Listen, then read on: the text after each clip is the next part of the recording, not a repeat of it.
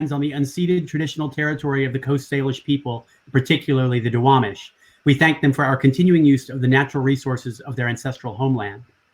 And I want to thank you all for tuning in, whether it's on Crowdcast or YouTube or our Facebook page. In these strange times, we're thrilled to be able to continue to present virtual editions of our programming using live streaming as a kind of digital stage to serve Town Hall's community of curious and engaged Seattleites, folks from well beyond Seattle as well.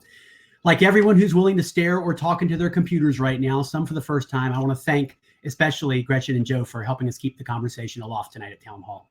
Although they're pros, I doubt this is the first time they've actually used live stream. But at any rate, to view a closed caption version of tonight's program, please watch from our YouTube page. Tonight's conversation will last 45 or so minutes. After which they will take your questions, drawn from questions submitted in the Ask a Question field at the bottom of your screen. You can also vote there on which questions our speakers should answer first by clicking the arrow next to the question to upvote it. We cannot guarantee that our speakers will be able to address every question, but we'll try to get to as many as possible. Upcoming events in the next 6 or 7 days include Richard Cordray on the founding of the Consumer Financial Protection Bureau and its path forward, Dar Jamail bearing witness to the end of ICE, tomorrow's installment of Civic Saturday, which is kind of a secular ceremony of political community hosted by Eric Liu and Janae Kane, and tomorrow evening's installment of our now 4th edition of our Earshot Jazz Live at the Forum series featuring the Kate Olson Ensemble. Know that we're adding new programs virtually every day, as well as new events being released in podcast form. And many of our past talks are available in video or podcast form on our digital media library. So in short, a spin around our media tab on the homepage will provide not only ways to stay plugged in the present, but plenty more rabbit holes from the past for you to climb down. Town Hall's work is made possible through your support and the support of our sponsors. Civics at Town Hall is supported by the Real Networks Foundation, the True Brown Foundation, KUOW, and the Wyncote Foundation Northwest. But as anyone who has endured one of my introductions over the last 15 years knows, Town Hall practically comes courtesy our members, all 5,000 of you who make our program possible for 450 events for over 100,000 people every year. So we appreciate our members. If you're a member watching tonight, we're deeply grateful. And I want to invite anyone who's considering membership to consider it harder, because everything that you've heard is true right now. Town Hall and the nonprofit community at large are under significant strain. And we hope you will consider a gift during this difficult time by making a donation through the donate button at the bottom of your screen or by becoming a member, as I mentioned. You can also make a donation on our website or by texting Town Hall to the number 44321. All right, then. Joseph Cirincione is the president of Ploughshares Fund, a global security foundation. He's worked on nuclear weapons policy in Washington for over 35 years. That's the other Washington, by the way, and is considered one of the top experts in the field. He is also the host of Press the Button, a weekly podcast from Ploughshares Fund, dedicated to nuclear policy and national security. Cirincione is the author of Nuclear Nightmares, Securing the World Before It's Too Late, Bomb Scare, The History and Future of Nuclear Weapons, and Deadly Arsenals, Nuclear, Biological, and Chemical Threats. Cirincione served previously as Vice President for National Security at the Center for American Progress and Director for Nonproliferation at the Carnegie Endowment. He also worked for 9 years as professional staff on the House of Representatives committees on armed services and government operations, and his work has been featured in the New York Times, the Washington Post, and many other publications. Gretchen Hund is the former director of the Pacific Northwest National Laboratory's Center for Global Security. In that role, Hund convened experts to identify and investigate emerging threats that are not in the mainstream of current debate, but believed to have grave consequences, future consequences. Hund served with Battelle and PNNL from 1990 through 2018, or has served, I should say, and from 1985 to 1990 was the senior analyst at the U.S. Congressional Office of Technology Assessment, specializing in environmental issues, including radioactive waste management and wastes in the marine environment. Please join me tonight in welcoming Gretchen Hund and Joseph Cirincione. Great, thank you so much. I appreciate that. Tonight, I will be your moderator, and I will be asking Joe questions. And I think you will be very impressed with him, because he has so much to say and so much to offer. And Joe, I think we should just jump right in. And for true confession, I happen to be on the board of the Ploughshares Fund, which is one reason why I've been invited to do this and have really enjoyed that pleasure. It's been great.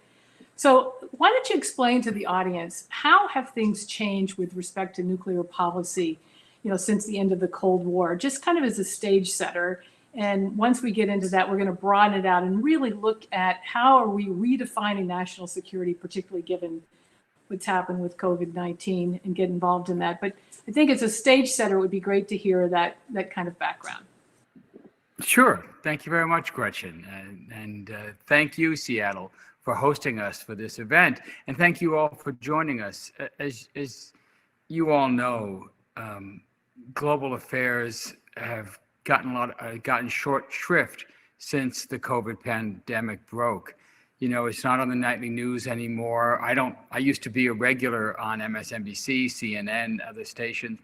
I haven't been on in months. If you open up your local papers, it's rare that you'll find a story about international affairs, but that doesn't mean the world has stopped. These threats are still there. They're still very dramatic and very serious developments to follow, even while we deal with the COVID-19 pandemic, the most severe pandemic that we've had in over 100 years. To answer your question, Gretchen, with the end of the Cold War, many people thought the nuclear threat had gone away. It did not. It just changed. And there was reason to think it had gone away because, in fact, we've been making great progress on these issues since the end of the Cold War. It actually started during the Cold War. It started with Ronald Reagan. When he began his presidency with one of the biggest military buildups of any president since World War II, including on nuclear. He had actually campaigned against Jimmy Carter, portraying him as weak and ineffective and warning of a window of vulnerability. That is, that the Soviets might launch a devastating first strike at us, and therefore we needed to build up our nuclear arsenal. So he launched a whole buildup, new bombers, new subs, new missiles, new warheads, all that in the first part of the 80s. In the second term, Ronald Reagan became the greatest arms control president we've ever had. He almost negotiated a deal to eliminate all nuclear weapons with Mikhail Gorbachev, then the head of the Soviet Union. They couldn't quite close that deal, but they did negotiate the INF Treaty, the Intermediate Nuclear Forces Treaty, that eliminated 3,000 perfectly good brand new weapons that both the Soviets and the US were pouring into Europe, eliminated them, destroyed them, and banned them from their arsenals. At that time, we had about 70,000 nuclear weapons in the world, most of them US and Soviet. Gorbachev and Reagan then started talks about how to reduce them. Reagan couldn't finish that deal, but W.H. Bush did, and he negotiated the START Treaty that cut US and Russian forces in half. And then other presidents followed on with further deep reductions, and we now are down from those peak of 70,000 down to about 13,500, again, mostly held by the US and the Russians. And in the process, they also built up a network of other agreements, other security arrangements, including agreements to stop other countries from getting nuclear weapons, which worked. All of this worked. Republicans and Democrats, liberals and conservatives, working together steadily reduced the threats until we were down to sort of a handful of new countries that we still worried about, primarily Iran and North Korea. And we were making great progress. That progress has now stopped. So here's what's changed just in the last 3.5 years with the Trump administration. With President Trump came in a whole group of very hardline conservative advisors who didn't believe in arms control. They equate arms control agreements with appeasement. Now, this has always been a current in conservative circles. There have always been some people, like Jesse Helms, for example, who thought that arms control agreements were restraining the American Gulliver and were a trick by the global Lilliputians to weaken us. And so they opposed all these agreements. That was always a minority view in conservative circles. But in this administration, those people hold the reins. John Bolton, in particular, working with Secretary of State Mike Pompeo, has steadily dismantled a number of those arms control agreements, starting with the Iran nuclear deal that President Obama had negotiated that shrunk and froze and then tightly guarded the Iranian nuclear program. He then abandoned Reagan's INF Treaty. That's now gone. It's been disbanded, and both the Russians and the US are starting to develop missiles that had been banned by that treaty. The Open Skies Treaty, sort of an Eisenhower idea that allows us to overfly Russia or other countries where we suspect there's some disturbing activity going on. It allows us to put planes in the air on a fairly regular basis and photograph those sites and get information that satellites alone can't give us. It looks like that's next on the chopping block. It looks like there's rumors that the U.S. is going to pull out of that agreement. And finally, we had the START agreement. And it was a new START treaty negotiated by President Obama that was continuing the Reagan Bush efforts. That expires next February. So fairly soon, less than a year. It can be quickly renewed just by a quick agreement between Vladimir Putin and Donald Trump, but it looks like that this administration has no interest in doing that. So what you've seen is a process of the dismantlement of the nuclear guardrails, and at the same time accompanied by an increase in new nuclear weapons. Every single one of the 9 nuclear countries that exist are building new nuclear weapons. Some are adding to their arsenal, like India and Pakistan, North Korea, and China to some extent, and others are just replacing Cold War weapons. So all the weapons Reagan built in the 80s are wearing out, and what we now have is working its way through Congress is a $2 trillion plan to buy new subs, new bombers, new missiles, new warheads, a whole new generation of weapons that will last another 40 or 50 years. So we are in dangerous times. We are at a nuclear tipping point, trying to decide whether this curve that Reagan cut, that Reagan bent and put in the disarmament direction, whether that progress will continue or whether this is an inflection point and we go back up and we start rebuilding. Never, I don't think, to the scale that we saw during the Cold War. That was truly insane, but up into tens of thousands of more nuclear weapons globally. Distinctly possible. A lot depends on what we do in the next couple of years. That's where we are today, Gretchen.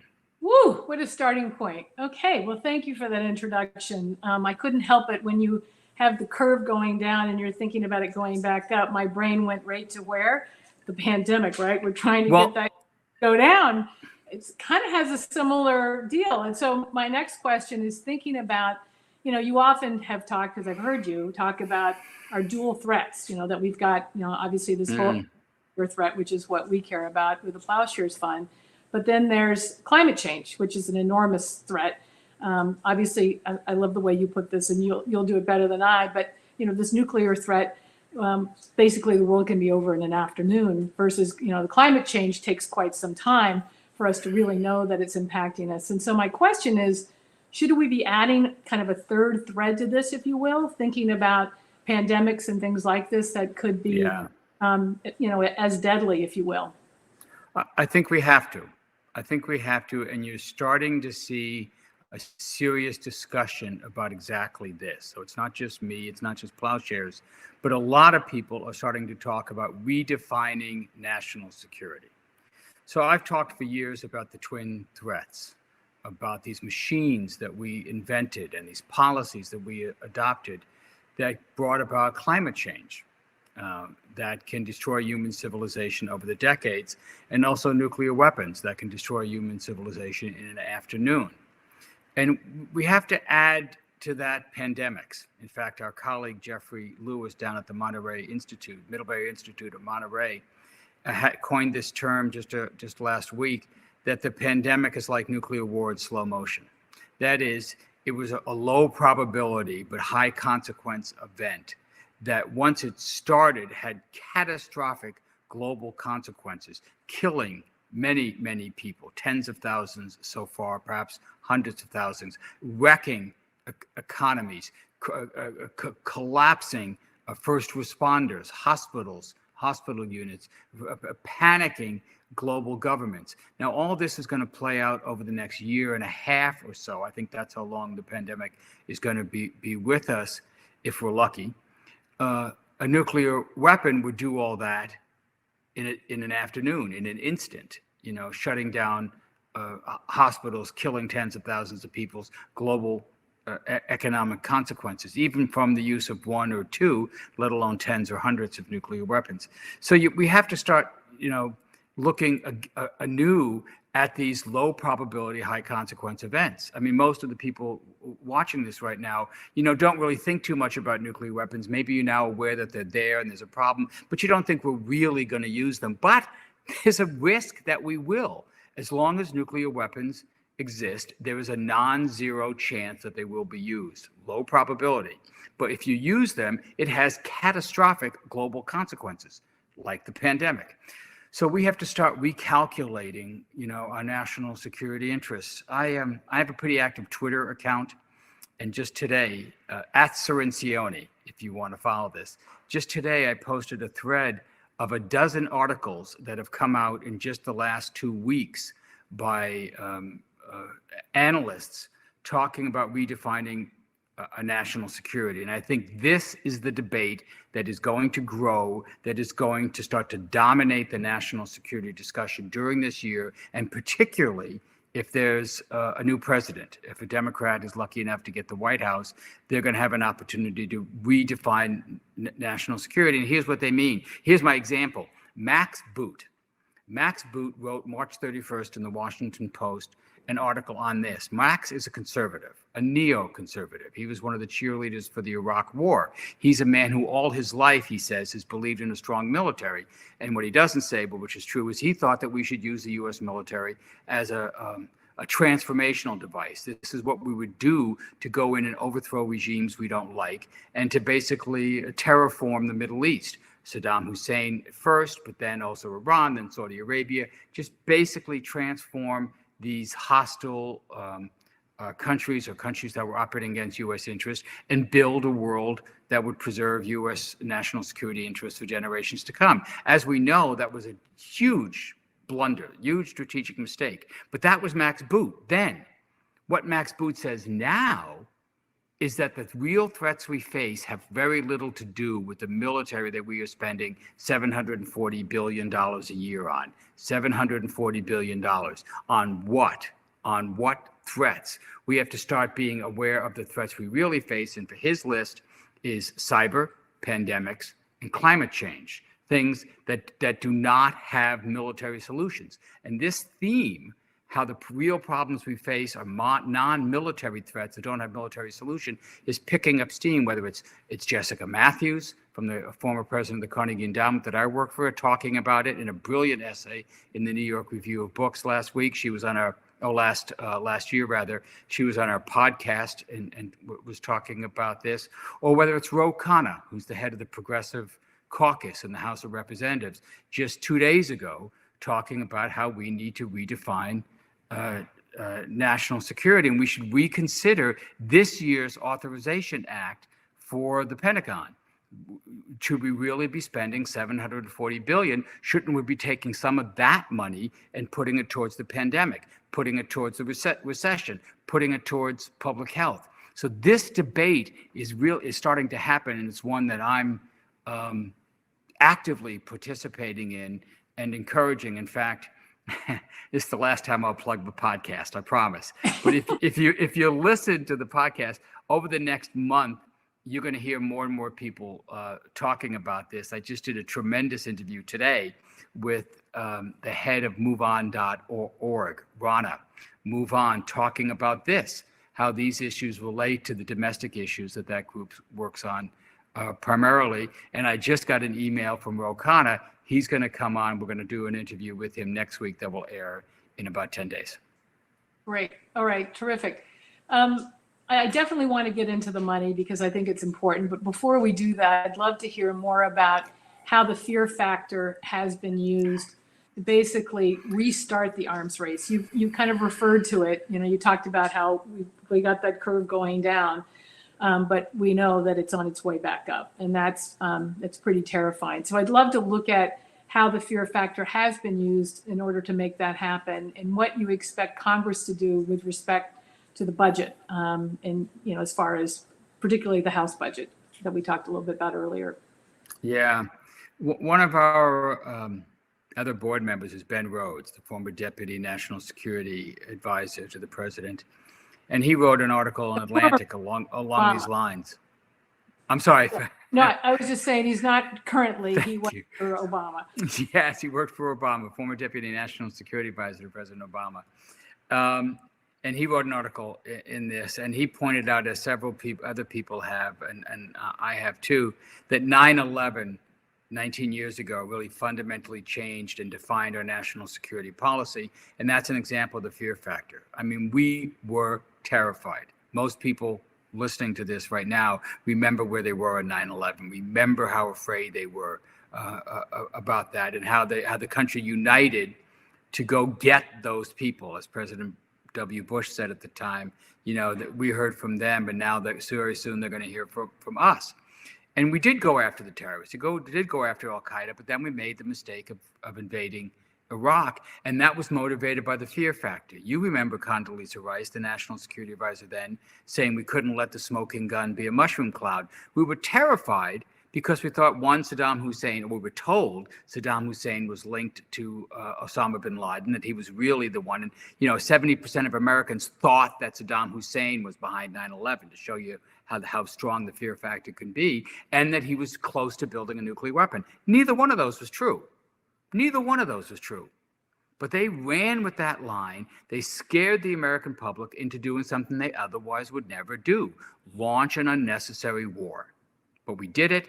19 years later, we spent approximately $6 to $7 trillion on those conflicts, have very little to show for it. The region is in chaos. There are more terrorists now of that kind, more fundamentalist, extreme terrorists now than there were right after 9/11. We made the whole situation worse, not better. People are questioning that. So let's get away from that. Now, that same fear factor is being used today. It's being used today to keep this military budget high. Right before 9/11, we were spending about $300 billion on national defense, an enormous amount of money, still more by itself than the next 10 nations in the world combined. Now we're spending $740 billion, so it's more than doubled. And yet, we're not fighting those wars anymore. We've reduced our forces. We don't have 250,000 troops in the Middle East. We pulled them all back. So what are we spending this money on? What do we have to worry about? Well, what you're seeing is a shift to the new fear. What do you have to worry about? Not just terrorists, not just Iran, which is the constant theme for some people, but the new fear factor is China. And you hear this being built and drummed in to defense contractors talking about why we need to build these new weapons to counter China. You hear it by the President of the United States. You hear it from Mike Pompeo. You hear it in the National Security Strategy of the United States, which says that we're in a period of great power conflict. Really? Great power conflict? You think, yes, we have serious issues with Russia. Yes, we have serious issues with China. But on the scale of World War I or World War II, well, that's the fear factor that's being used to justify these enormous budgets. And what's happening now is, because of the pandemic and because of this current of thought that you're starting to see among defense analysts, there is going to be severe downward pressure on the defense budget. I don't know if it's enough to impact the budget this year. A lot of this is already locked in, but we're going to try to impact that. We're going to try to trim that budget. But next year, it's really inconceivable to me that we can maintain these artificially high levels of defense budget. But the fear factor is going to be playing a their big card on why we have to keep spending this amount of money is that if we don't, we will die. So that'll be the debate. Watch this as it plays out over the next year. So specifically, let's jump in a little bit further into the numbers. And I'm thinking about, in our state here in Washington, we've got Adam Smith, who's chairing the Armed Services Committee on the House side. And, the chance that I think that, the National Defense Authorization Act, the NDAA, is up for, basically it's being moved out because everything Corona's eating everybody's lunch. But that obviously there is a chance to maybe trim something. So give us a little bit more of a deeper dive into what's in that NDAA and where do you think the greatest cuts could be made that would have the best outcome? Yeah. Okay. How honest do you want me to be? Well, I'm specifically thinking about the third leg of the triad that we know is probably the least. Oh, good. Would So love let to- me just be, I got you. So, this, Adam Smith has the potential to be the most progressive and accomplished chairman the House Armed Services Committee has ever seen. And I worked on that committee for many years. I worked for Les Aspin. He was a real defense intellectual. He was brilliant. But Adam Smith can top that legacy. He could do that. But he's got a lot working against him. I mean, he's remember, the House Armed Services Committee is made up of members who come from districts where there are military facilities, where there are military contracts, where there are jobs depending on defense contracts. That's why they're on the committee, to protect those revenue streams. So you've got to convince those members that they can take a cut.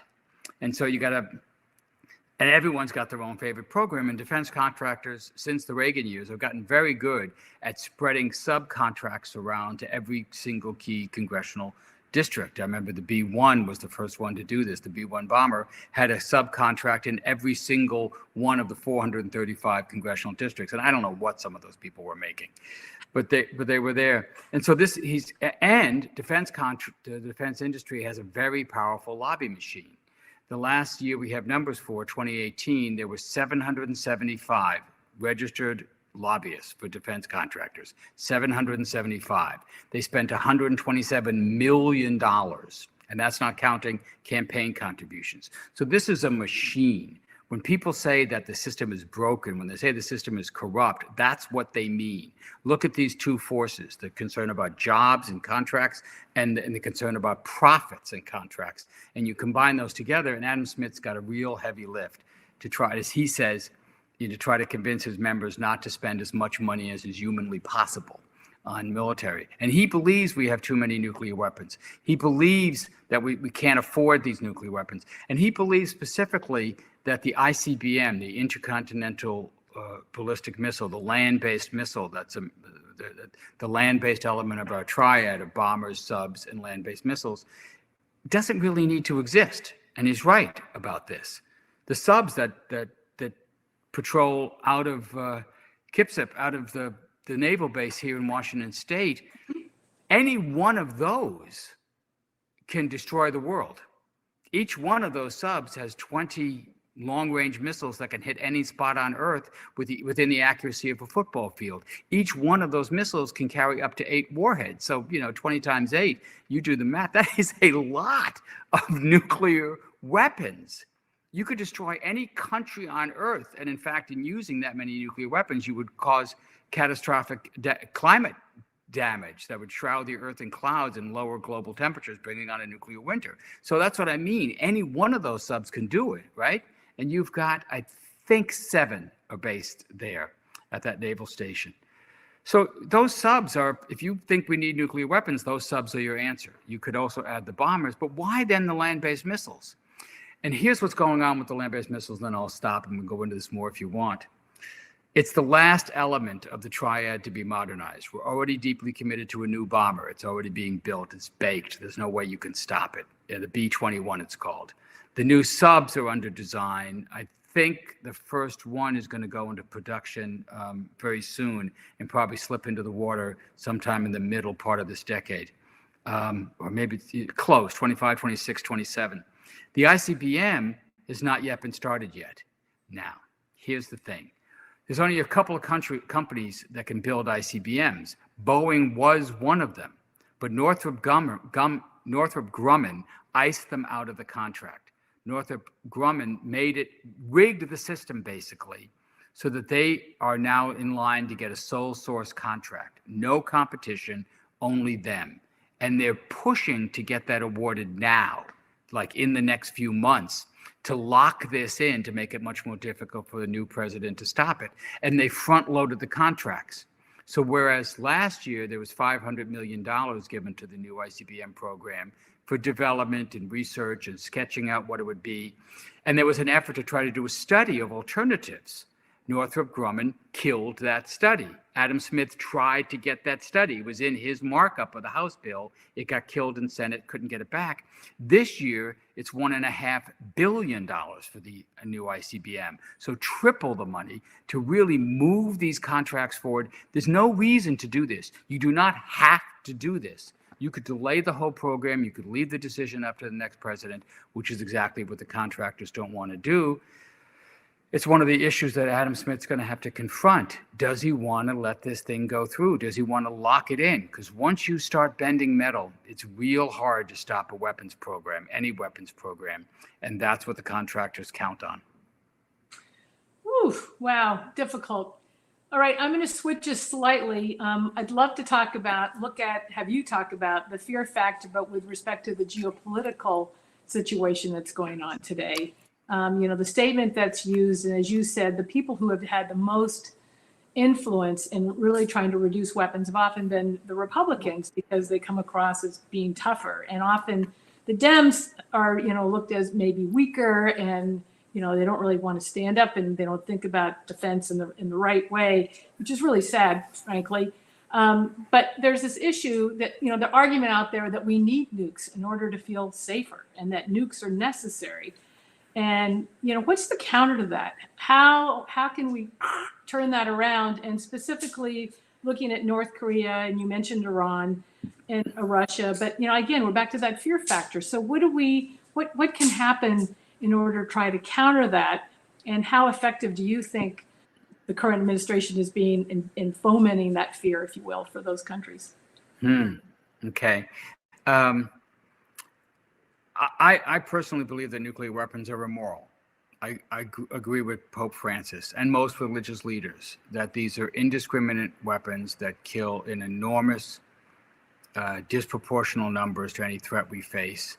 And they mainly slaughter innocent men, women, and children, perhaps for actions that their government is taking that they have no control over, that there's no reason to use these weapons. We don't need to have these weapons.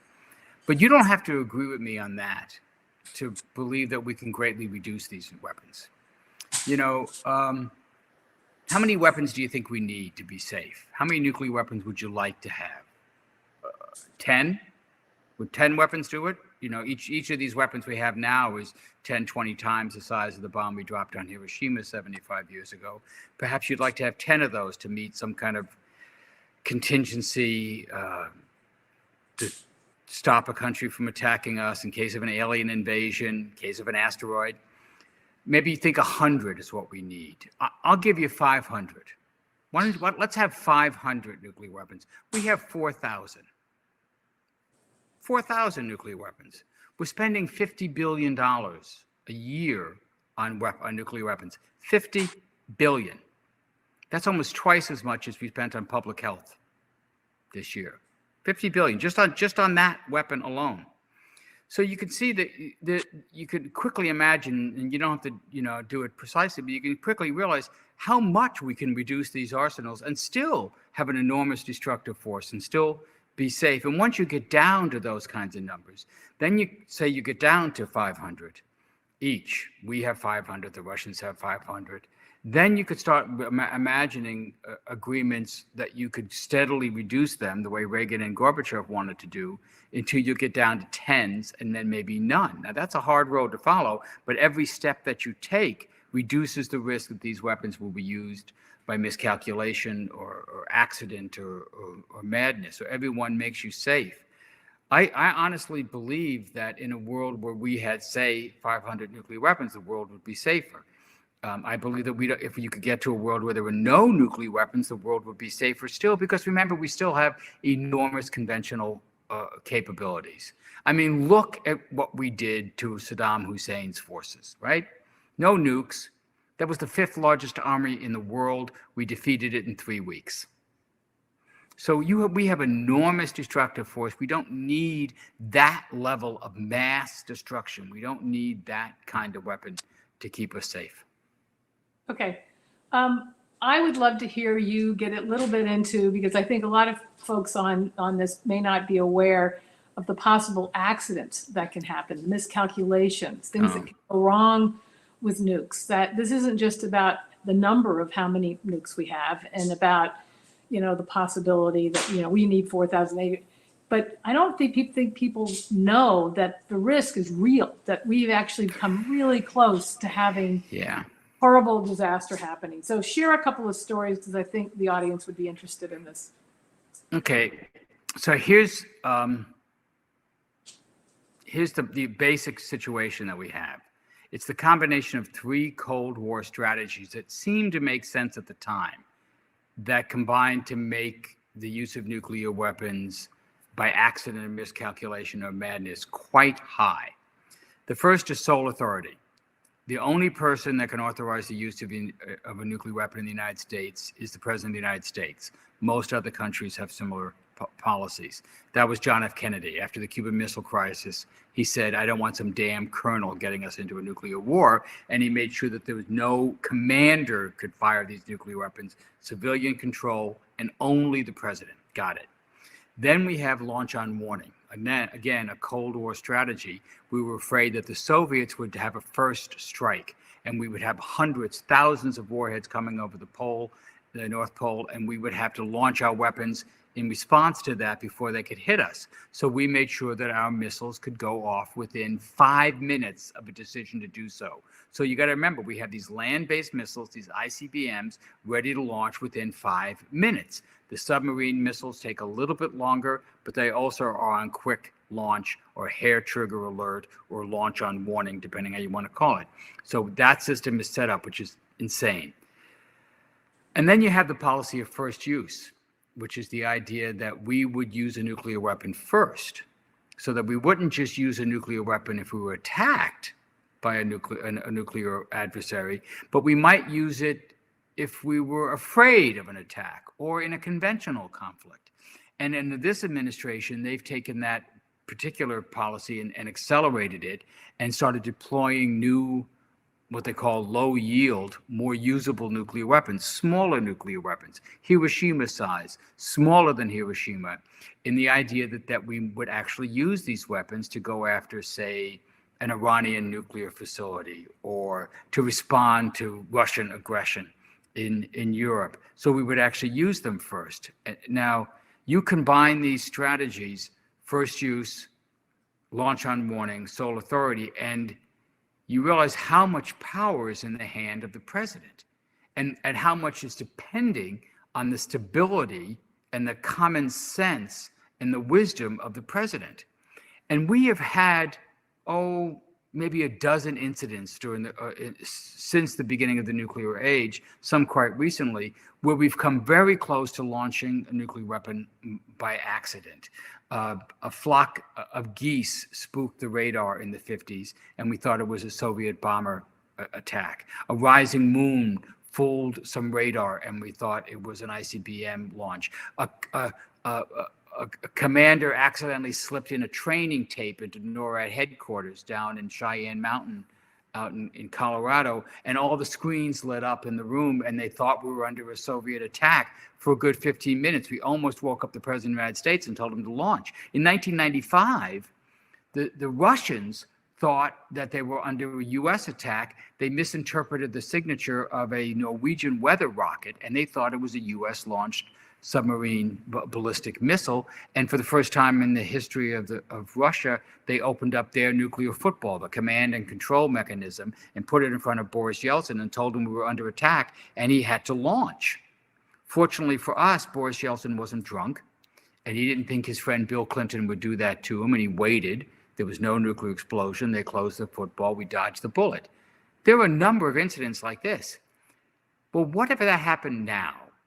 What you're worried about now is that we have, let me be generous here, an unpredictable, impetuous president who's in control of the most massive death machine ever invented, and he could launch it anytime he wants for whatever reason he wants. There is no check on him.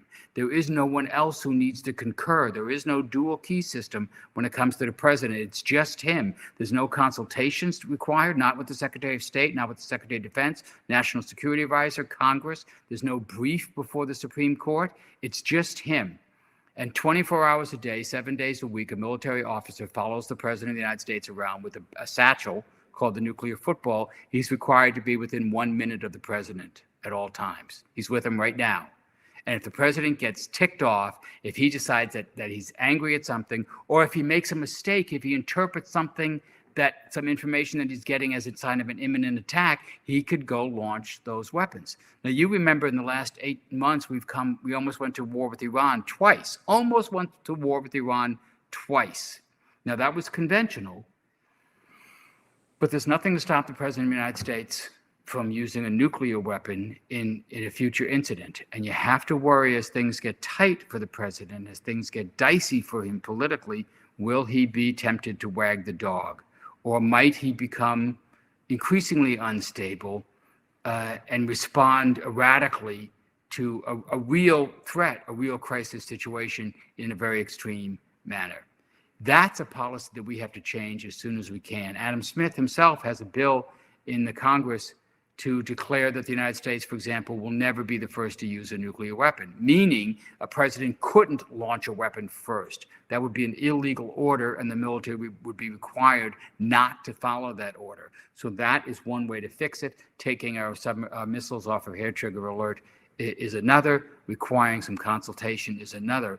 Those are all things we should be considering as soon as we get the chance to consider them. Great. All right. So to switch gears a little bit, I would love to hear from you. What do you think people on this call could be doing as far as to alert their congressmen, as far as things that they would like to see happen, changes that they'd like to see occur, if in fact people agree that human security and human safety and being, and health safety is really critical. And also the climate change issue is really critical, and trying to think about how do we adjust some of the spending so that maybe it's covering these real threats and not be spending so much potentially on the defense? Well, I'm a real believer in the American system. I believe very strongly in American democracy and participatory democracy. And you have some great political leaders here in the state of Washington, and you should let them know what you think. I mean, Adam Smith is clearly one of the most important ones, but Representative Jayapal, for example, a leader in the Progressive Caucus. She's quite outspoken on this. She was kind enough to come and talk with us when we could still have in-person meetings during our last board meeting in Washington back in October. And she is smart, informed, dedicated.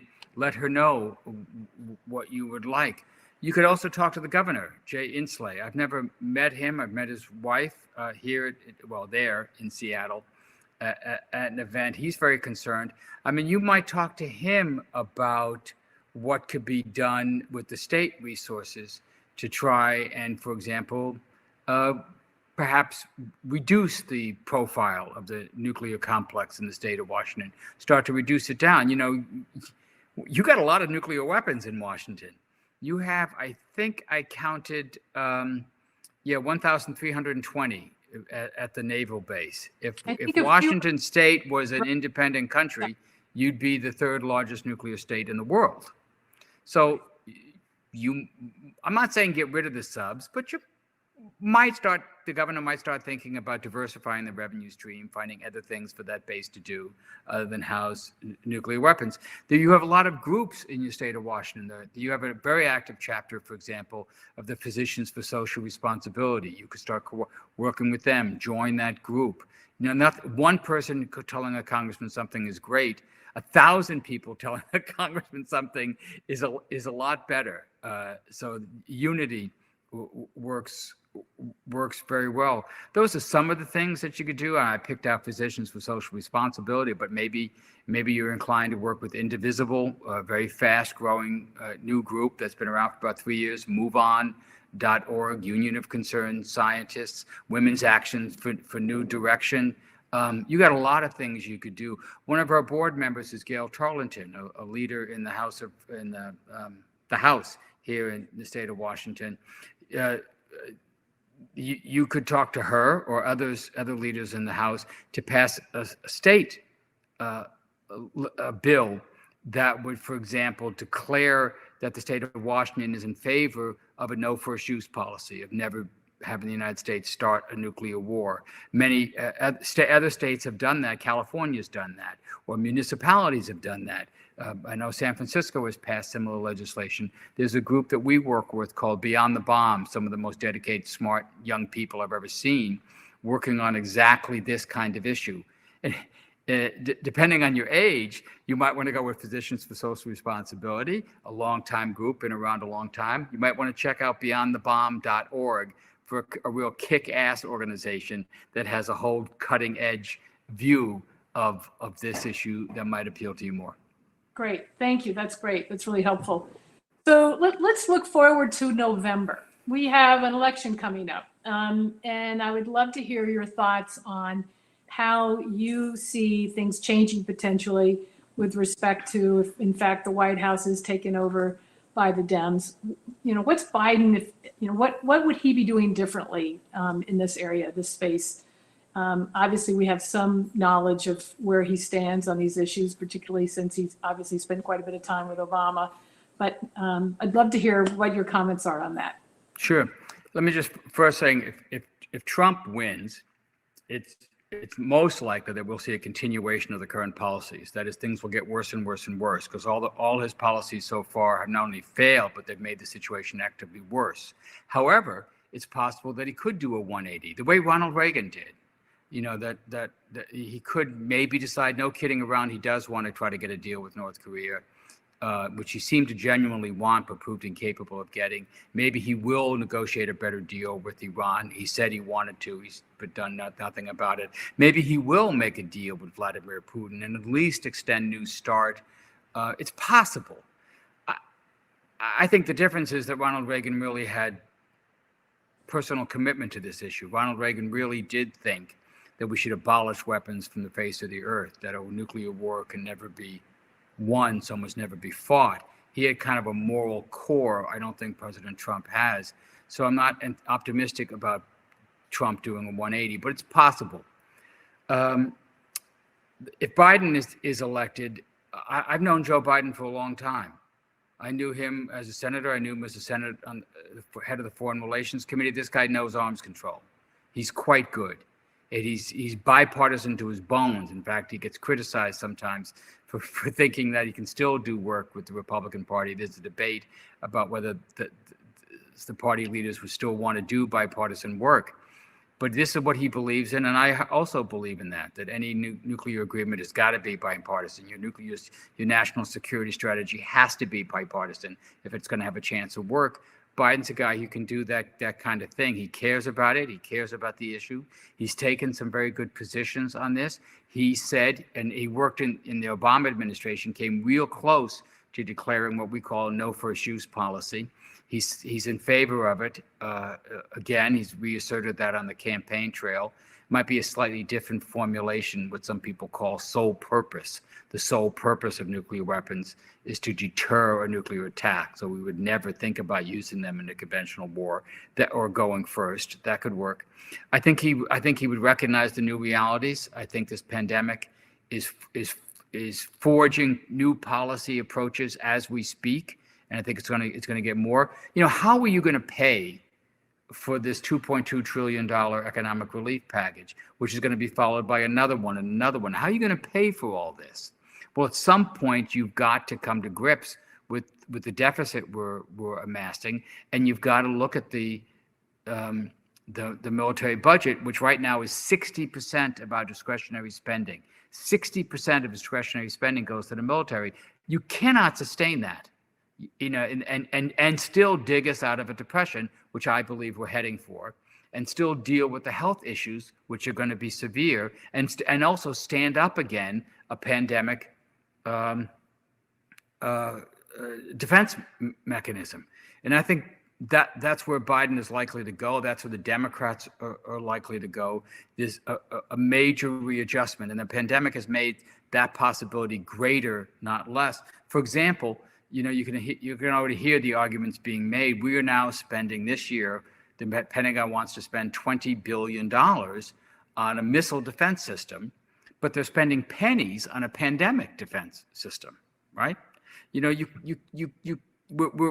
stockpiling thousands of nuclear weapons but we don't have a stockpile of ventilators. So you can see how these issues that might have been a little more abstract just a month or two ago are now very real. The choices are very real.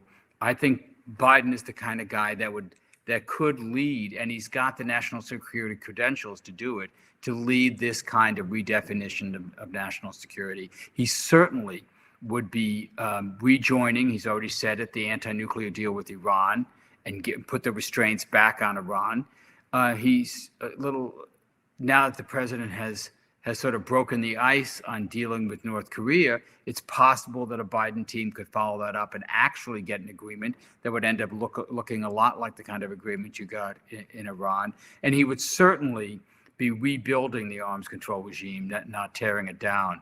So across the board, you would see at least major repair efforts to stop the damage, repair the damage that has been done over the last 3 years, and then build on that into a new foundation, a real 21st century national security strategy. Oof. Part of me wants to just kind of fall asleep and wake up and just have it be here. But anyway. Well, I understand that, but in order to get to that point, we all have to work for that. Because this thing's not going to happen automatically, right? This is going to be a fight, and it's going to be one of the most fiercest fights of our lives, and everybody's going to have to pitch in to make that kind of vision happen. So given all of this that's going on, what gives you hope? I mean, right now you can't help but look at all of this and say, wow, this is pretty doom and gloom. And yet I know you well enough to know that you do get up every morning, rallied, ready to go. And there's something hopeful out there. Can you describe what it is that gives you hope in this area? Two things, age and youth. And the first one is the youth, the youths, as you might say. There are more people involved in the civic life of this country than I've ever seen in my lifetime. There are millions of people engaged in grassroots work, in volunteer work, in electoral work, whether they're active in campaigns, running themselves for office. Groups have sprung up out of nowhere, like Indivisible, which was just an idea a couple of former Democratic staffers had after Donald Trump was elected. That's now millions of people. They have at least 2 chapters in every single congressional district in the country, even deep red Mississippi and Alabama, 2 chapters in every congressional district. You have the women's movement, the Black Lives Matters movement, the climate change movement, the gun control movement, all these things. I mean, who's told the Parkland students to go organize? Nobody told them. They did it. They just did it. Who told, this young activist from Europe to go sail a ship across the Atlantic? Nobody told her to do that. She just did it. And you see the kind of excitement that this generates. And this is why I look at groups that we support, like Beyond the Bomb, and I see these kids out there. I gave a talk at Cornell College in Iowa last summer, and I was stunned to see how many college students had turned out to talk about nuclear weapons. They just packed the room, and it was because of this activism, because of this concern I see out there. And groups like Physicians for Social Responsibility, still very active, still engaged. So it's this movement that gives me hope. And the fact that you're starting to see this word the women's movement has taught me, intersectionality, how the issues are related, how they're coming together, how people understand that the fight over there is related to their fight. And we have to do this together. So my great hope is that we can take this issue, this national defense issue, this nuclear budget issue, this nuclear war issue, and bring it in and link it up with these other issues that are calling out for social justice, for climate change. For example, how are you going to fund a Green New Deal? That's something we have to do. How are you going to do it? Well, you've got this $2 trillion plan for new nuclear weapons that you can probably slice at least in half and take some of that money to pay for it. How are you going to get Medicare for all, which is an idea that was on the fringes 5 years ago, now seems vital to the health of this country? How are you going to pay for that? Well, you can't do that and still keep spending $750 billion a year on the military. I mean, not saying you cut I'm not saying you eliminate the military, but bring it back down, folks. Bring it back down to the level before 9/11. We'll still be the strongest military power on earth, but we'll be able to have funds for other things. I see these movements, and I think this is happening. This is real. And then finally, there's age.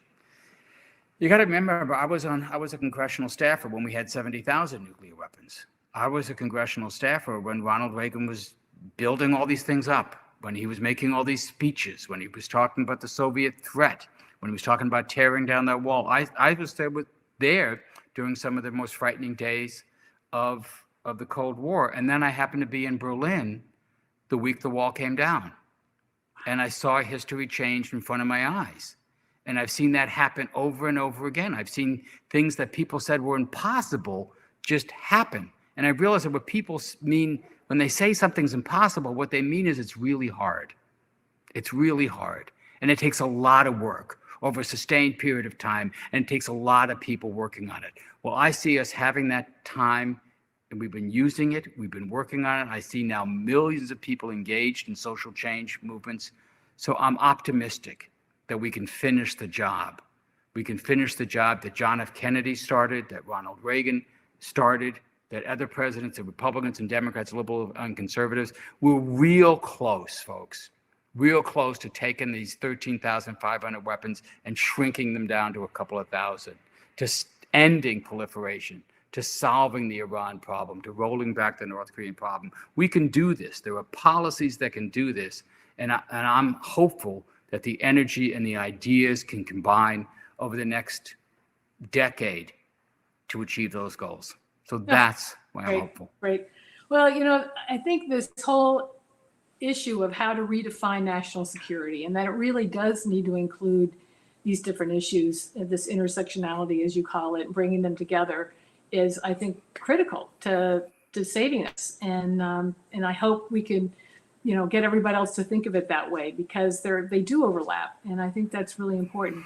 So if our viewers want to learn more about this issue, where should they go? What are the kind of resources that they should look at? Well, obviously, the first place you should go is ploughshares.org, spelled the English way, Plough, because we're kind of a clearinghouse on these issues. We're kind of a mutual fund for all these different organizations. We fund about 100 different organizations, and you can find out information about all of them. So you can see who's doing what, where, and get some factual information. So I would start there, and then just poke around our website, and whether you want to go to the map that shows you where all the nuclear weapons are, you want to go read our latest analysis. We have an interview up with the head of MoveOn.org, for example, or go listen to the podcast, and you can hear 53 episodes we've done so far with some of the leaders in the field, both elected officials and organizers out in the front lines. So that's a real good place to start. Great, perfect. All right, I am now going to switch gears and ask you a few questions that have come up while we've been chatting, and see what you have to say. So the first one's from Tony. Tony's asking, how has the world avoided the use of nuclear weapons for 3/4 of a century, and what are the lessons that have emerged? Yeah, big question. And sometimes people talk about this as the nuclear taboo, that the experience with Hiroshima and Nagasaki 75 years ago was so horrific when people started to understand what happened and how it was similar to the destruction we had done when we've been firebombing cities like Dresden or Tokyo. But it was one plane, one bomb all at once. I mean, this was a weapon of a new type that horrified the president who had ordered it, horrified the world, led to things like Harry Truman introducing the very first resolution in the United Nations on eliminating nuclear weapons. This is what Harry Truman wanted to do. And there's been a huge opprobrium against the use of these weapons that is held so far. We've come real close to using them. So have others come real close to using them. But every time the president of the United States has argued with his military officials, or sometimes the military officials arguing with the president of the United States and saying, no, we can't do that. We can't do that. It's a step too far. And we have other military alternatives. There are plenty of other ways to go. And when people game it out, they think, well, you do this, well, then what happens? And very often the answer is, well, you're followed by a nuclear retaliation. So deterrence has played a role. It's not a perfect system, but it does give you a great deal of pause. The great risk with this is that deterrence is a great system until it fails. And then it has catastrophic consequences. And one of the places we're worried about it failing is in South Asia, where India and Pakistan face off on their border. Both have 150 nuclear weapons. They have a history of conflict, have fought 4 wars already. They are shooting conflict on a pretty regular basis along the line of control in Kashmir. President Modi of India has now become one of the leading autocratic leaders in the world. He's had issued a lockdown of Kashmir, which is still underway, repressing the Muslim population there, maybe looking to disenfranchise the Muslim population. Tensions are rising. And so you could see that moral or military reluctance to use nuclear weapons break down in a moment of war. If tensions boil over and you start a new conventional war between India and Pakistan, most of the war games that I'm aware of that have modeled this out have that war going nuclear real quick. It's hard to see a fire break that would stop it. And then all bets are off, and then you have 1, 2, 100 or more nuclear weapons being exchanged with catastrophic consequence, not just for South Asia, but for the world. So even though we've avoided it so far, as one of my mentors and one of our advisors at Ploughshares, Bill Perry, says, mostly it's been luck. We've come so close and so many times, and we have lucked out. And it's like Clint Eastwood. You feel lucky, punk? You want to go another 75 years? You think we're going to escape it the next 75 years? I don't. Oh, all right. Moving on to the second one. Next question. Among the current Joint Chiefs of Staff, are all hawkish, or is there any degree of moderation among the military leaders in the U.S.? Is there anyone at the top that gets that reduction in the military and or modernization and world decision-making is needed to balance the president's hair-trigger, sword-based instincts? And this is coming from Catherine. Yeah, Catherine. Yeah. It's funny. I don't actually think of the military as hawkish. And maybe it's because I've known a lot of 4-stars. And I find, let me just give you an example. One of my friends was Dennis Blair, who was the commander of SINCPAC, and then became director of national intelligence. He spent most of his time on diplomacy. He ended up being a diplomat in the Pacific. And yes, he said, I have 1 million killers under my control, but he never wanted to use them. It wasn't because he wouldn't use them. He always wanted to find the non-military solution to the crisis. Or take Captain Crozier, who was just fired from command of Teddy Roosevelt. Why? Because he wanted to defend his sailors. 4,000 sailors on that ship. There are now 700 who have been diagnosed with the virus. He was absolutely right to do this. The people who were stopping him was the civilian Secretary of the Navy. The civilian Secretary of the Navy blasted him. Why? Because he said you had to stay on station in order to deter China. What? What? What required that carrier battle force to be on station? Well, that's hawkishness. That's an exaggeration of the threat. That's not understanding the real threats that you face. Crozier got it. It was the civilians that don't.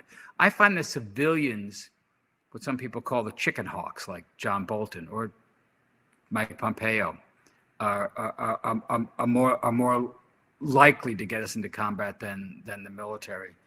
So what I find with the military is they're dedicated to their service, and they're dedicated to their contracts and their force. So it's not a desire for military conflict. It's more of like a preservation of the force that motivates them, and not want them to be the one that loses the contracts, that loses a share of the budget.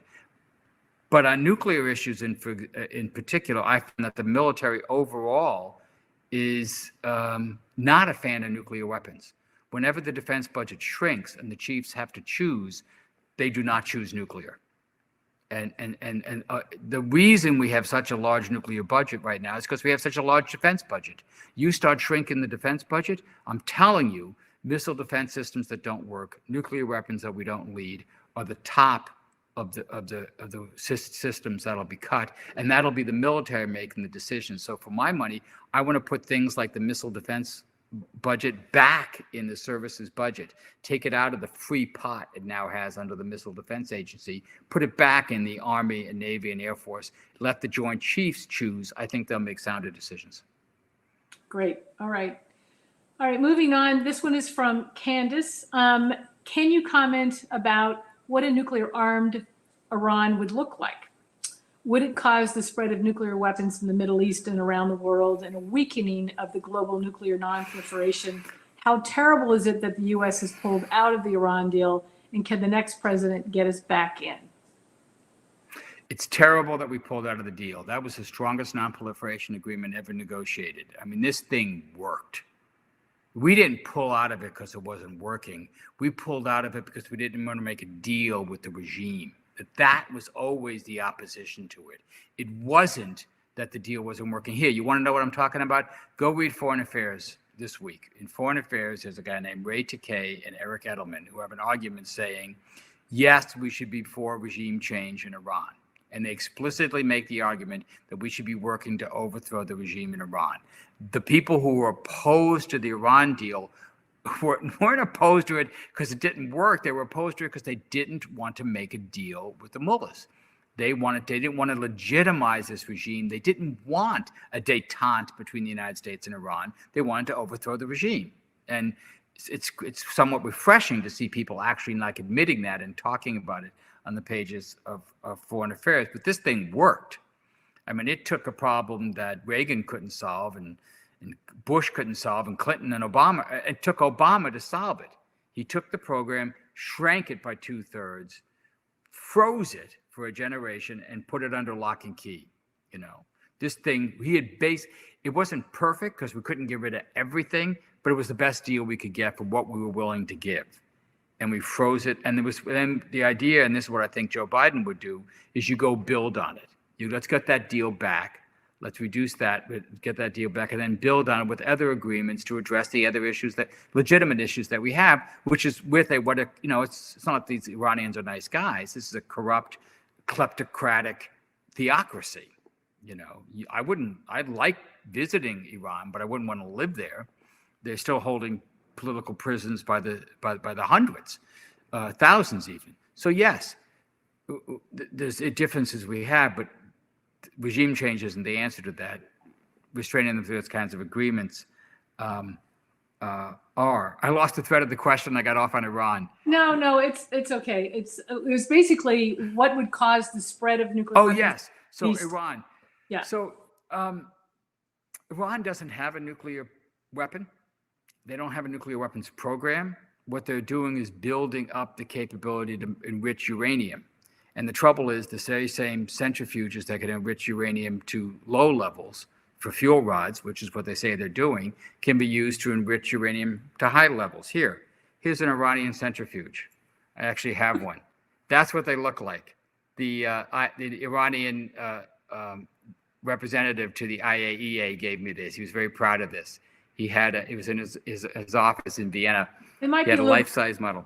And they look like this, and there's thousands of them. Right now, they have about 5,000.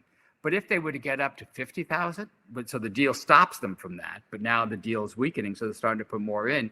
The trouble is that they could take these, and right now, it would take them about 6 months. But if they keep going, in a couple of years from now, it might take them 6 weeks. They can make enough uranium for the core of a bomb, and they could actually have a nuclear program. There's two things about that. One is if they were allowed to do that, Saudi Arabia absolutely would go for the bomb. Pedal to the metal, Saudi Arabia says, okay, I got to get one too. And maybe even some of these other smaller countries in the region, It's unlikely that Egypt would, but Egypt has historically been a country that's flirted with a nuclear weapon. And so you would have what, in the field, we talk about the nuclear dominoes would fall. This is how proliferation spread. One country in a region gets it, others do too. Now, it's not an automatic reaction. Israel, for example, has had nuclear weapons in the region since 1968. Nobody else has gotten them.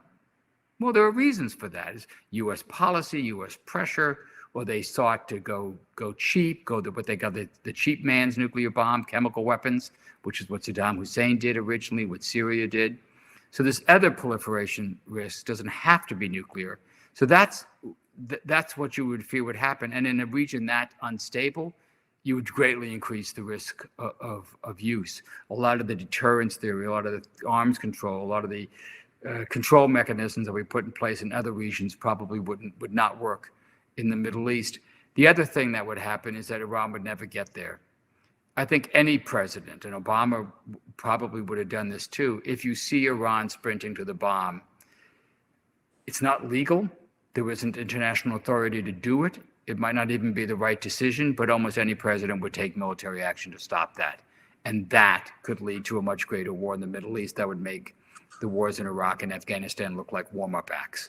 So that's why you don't want to get anywhere near that possibility, which is why the Iran deal was so important and why it's so dangerous and so tragic that we've destroyed it without building anything else in its place. Great. I'm actually going to end with one question that I'm going to ask you myself. And that is thinking about the countries that have been kind of under our umbrella. I'm thinking about Japan. I'm thinking about South Korea. These are countries where, they haven't needed to have nukes. I mean, obviously, Japan had 2 dropped on them. And there are people out there who are worried that given we're kind of taking this isolationist approach and, we only care about ourselves, that given China's right here, do they need to start thinking about, doing something themselves as far as obviously they both have nuclear power plants. They both have the ability to enrich. They both don't to high levels in order to make a weapon. But what is your sense that of the possibility of something like that happening? Is that just never going to happen? Or I would love to hear your thoughts. Never say never. The world is a very strange place, and all kinds of strange things happen in it. There's two basic trends, and one is that nuclear weapons really are 20th century weapons. They're sort of an accident of history. We didn't have to build them. We didn't have to use them. It's a tragedy what's happened with nuclear weapons in this country and in others. The people that have been killed from the mining, from the testing of these weapons, the ecological damage. Well, I'm talking to Seattle. We didn't even talk about this. I mean, look at Hanford. We're still dealing with the plutonium waste from decades ago with no good answer of what to do with this, with constant fear that something terrible could happen at Hanford, from this and this other sites like that around the world. Marshall Islands, we have a dome, a concrete dome that was covering the radioactive waste from the tests we did in the Pacific. The dome is cracking. And this administration is cutting the money for dealing with the nuclear wastes. We're spending $5 billion this year on environmental containment of the nuclear waste, most of it for Hanford and Savannah River, but it's cut from what it should be. So this is another disaster that's waiting for us. So anyway, the tragedy of these weapons has not been lost on people. Most of the world doesn't have these weapons. 122 countries voted 2 years ago at the United Nations for a treaty to ban these nuclear weapons, another thing that gives me hope. That treaty is probably going to come into effect next year when 50 nations ratify it. I think we're up to 37 that have done it so far. So there's, the non-nuclear countries are saying, no, we don't want these weapons in the world. So the nuclear weapons no longer have this sort of appeal or the sexiness or the new thing, we all got to get them that we saw in the 20th century. That's lost, but it's not completely lost. And as the United States withdraws from leadership in the world, and right now for the last 3 years we've been actively withdrawing from leadership, it's been a choice It isn't because we've been losing leadership and people have been turning against us, or we've had adversaries crippling our leadership. We've been doing it to ourselves. You know, Mike Pompeo, 3 weeks ago at the G7 telesummit that they have, killed the joint statement from the G7. This is the seventh largest economies in the world. Killed it because he insisted the joint statement referred to the Wuhan virus to refer to COVID. Insisted, wanted to call it Wuhan virus. You know, so there's this racist, white nationalist terminology for it that cost us the unity of the G7. And you see the president treating NATO allies as economic competitors, not allies. So, and what we've been doing in Asia has been weakening our relationships with Japan, with South Korea, with our Asian allies, whether you like the TPP, the Trans-Pacific Partnership Agreement or not. When we abandoned it, we never replaced it. China moved into that with the Shanghai Cooperation Council. And as this leadership ebbs around the world, it is possible that countries like Japan, faced with a nuclear-armed China that starts to assert itself, may decide that they will overcome decades of anti-nuclear sentiment and build nuclear weapons. They certainly could. They've got the material, they've got the know-how, they could probably build a nuclear weapon in about 6 months. So you do worry about that. I don't think that's a high probability, but it's not eliminated yet, which is why it's all the more important to restore these arms control mechanisms, restore the disarmament momentum, convince people that the future is towards fewer nuclear weapons, not more. Great. All right. Well, Joe, thank you as always. It's very entertaining chatting with you. It is really odd though doing this like this instead of having an audience and I turn around, there's nobody here but me. But anyway, it's been really a pleasure, and it looks like we had quite a few people joining us this evening. So yeah, the audience seemed to grow while we were going. I know, it kept There's growing. still a whole lot of people online. Anyway, thank you. What's the matter with you people? Don't you have something better to do on a They haven't Friday gone to night? have their glass of wine yet. And by the way, it's a lot later where Joe is in Washington, D.C. So, Joe, I'm drinking thank a very you. nice I'm California clapping Burgundy. for you, even though it's just me. Thank you for taking the time and joining us out here in Washington State. And thank you all for paying attention for this very long period. Yeah, I just want to say thank you on behalf of Town Hall. This is a topic that I think many of us are really underinformed on, and we're certainly in debt to both of you for being as engaged with it as you are. So thank you so much for being here tonight and sharing your wealth of knowledge with us. And thank you to the audience for joining us. If you're interested, you can follow our channel on Podcast. It's a little follow button just at the top right of your screen. You're also welcome to donate to us for this program as well, using the donate button at the bottom of your screen. So thank you again. Thank you, Joe and Gretchen, and have a great night, everyone.